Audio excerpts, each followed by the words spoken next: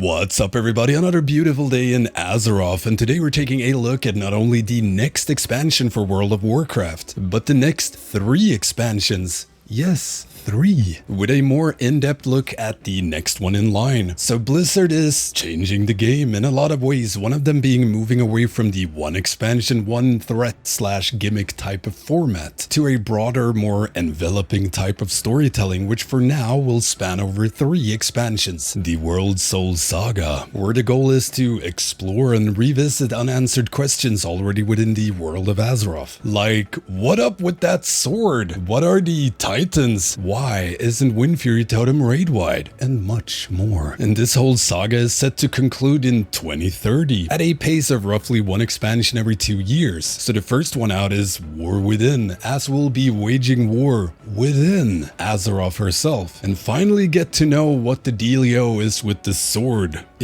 Now all across Azeroth, people are having visions or hearing the voice of the World Soul call out for help, focusing their attention on what lie beneath. Meanwhile, Illyria is getting visions not from Azeroth, but from something a tad more voidy. And the second expansion is called Midnight, and it's set to release midday. Now Midnight is entirely void themed, so the forces of the void are invading Azeroth in an attempt to wipe out the light of the Sunwell, and we need to unite the elven tribes to stand with the light. All of this culminating in the 3rd expansion called The Last Titan. Where we will once again return to the frozen wastelands of Northrend, and will eventually return to Ulduar and witness the return of the Titans. Where you been? We will uncover secrets in a massive conspiracy which will span the history of Azeroth. You know, like the Jailer, but this time it might make sense, which will change everything we thought we knew and reveal the Titan's true intentions and the nature of the World Soul. So with that said, let's take a closer look at the War Within, which is the next expansion, due late next year.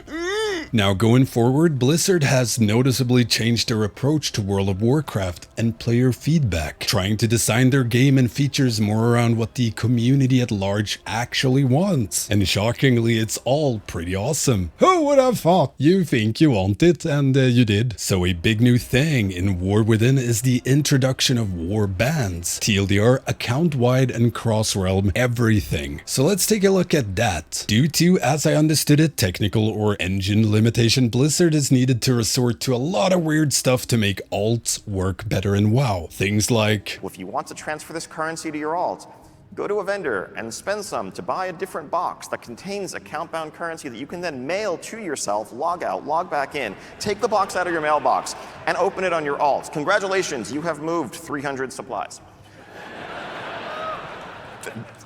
Elegant design, ladies and gentlemen. In order to transfer currencies or things like that to different characters across your account, Warband solves this by linking or tying it all together. So going through the list, transmog. So if you play a mage and you loot a pair of plate boots, you can unlock that transmog for all your plate classes with the Warband. So no need to farm the same stuff on different characters. There's a Warband bank, which is a account-wide bank, so you no longer need to mail stuff around to your characters. This includes the Regent Bank. All your characters can access this when they're crafting stuff. Just hoard all your stuff in there. All reputations and reputation progress will be shared. Achievement progress as well. Flight paths, even guilds will now be fully cross-realm, raid included. So in War Within, everyone will be able to raid with everyone, be it Horde or Alliance, and server be damned. Doesn't matter. Everything opens up week 1, and this will have a massive impact on raiding and should make recruiting a lot easier overall. And you'll be able to pog Mythic week 1. Now on top of this, they're introducing something called Warbound Gear, which is personal loot drop, so it won't contest with other drops. And it will drop at a lower eye level than whatever content you're doing when it drops. And these are bound to your warband until equipped. So pretty much catch-up gear for alts from day 1. Due to the massive success of dragon riding, it is now a permanent part of the game. It has been renamed Dynamic Flying and will include a lot of the old mounts as well. So they are actively updating and fixing most of the old flying mounts to work with dynamic flying. Some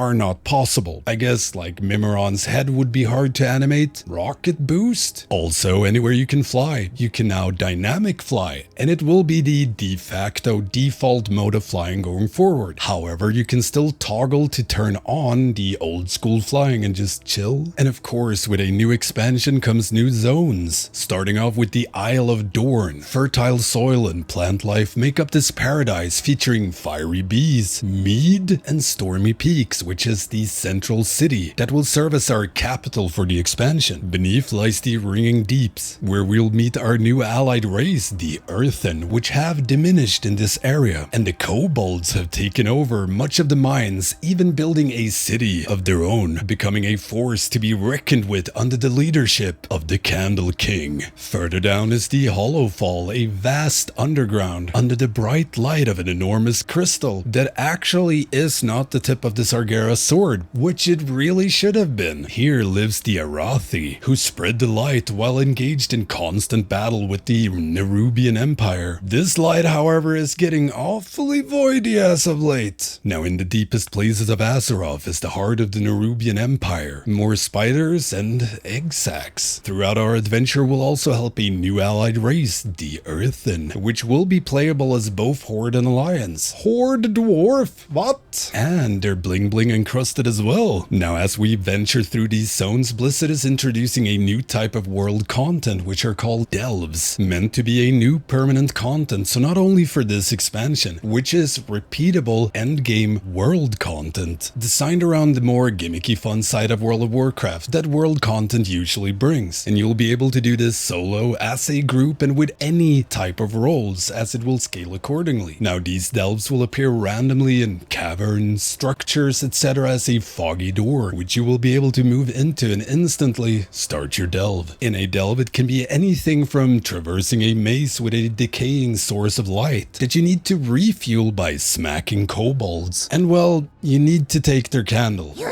Take candle. Can also be a delve filled with anti-gravity mushrooms where you can bounce around to skip mobs, find treasures, but always ends in a room with treasures that you can loot. And all of this is supposed to be endgame worthy gear. And to further solidify this as an addition to WoW's core, world content has gotten its own part of the Great Vault. So by completing outdoor activities and delves, even players who don't set their foot in dungeons, raids, or PvP can finally feel the weekly disappointment that is the Great Vault. Oh, I wonder what I'm gonna get this week. My, would you look at that? It didn't drop again. PvP, however, has been removed from the Great Vault and will instead get more conquest points, as they want PvP gearing to not be RNG and not to conflict with PvE gearing choices from the vault. Big W all around. They also said that the goal of this is not to add to the amount of content players feel like they have to do. Instead, it's meant to open up more options. You should not need to do both raid, dungeons, and delve. You can just run delves instead of dungeons if that's your preferred type of content. More gear for players, let skill be the true test, not luck. Now, on top of this, in the new expansion and going forward, rather than introducing X amount of new talent points for each class and spec, we're getting hero talents instead, which is a combo of two classes smushed together, which is when two specializations love each other very much and they tenderly embrace, which is a combination of two specializations, allowing us and Blizzard to explore more subclass choices in class fantasy. So how this will work is each spec will be able to combine with one of their other specs. So take an enhancement shaman, their hero talent would either combine them with resto or elemental shaman. Combining them with resto would make them into a farseer, so they'd be 90% enhancement with some restoration flavor on top. And is that a goddamn two-hander? The dream?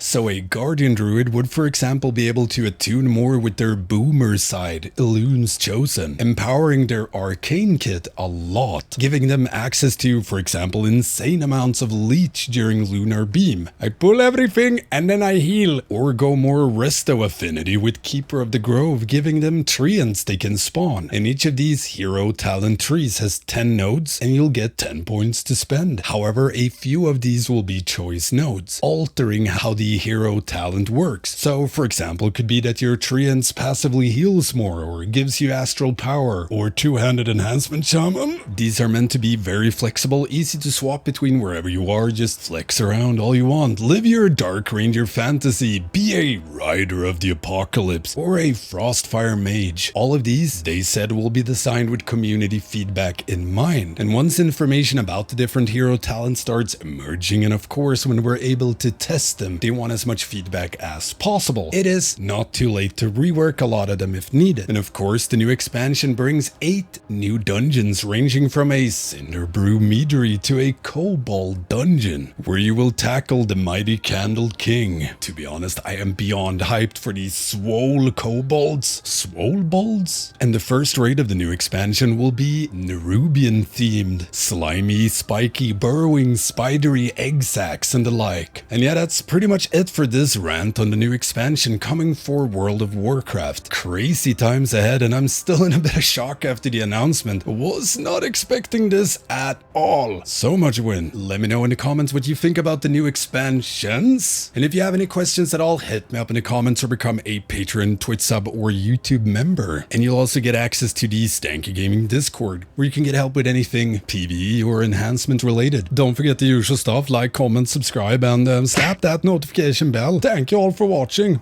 I will see you next time.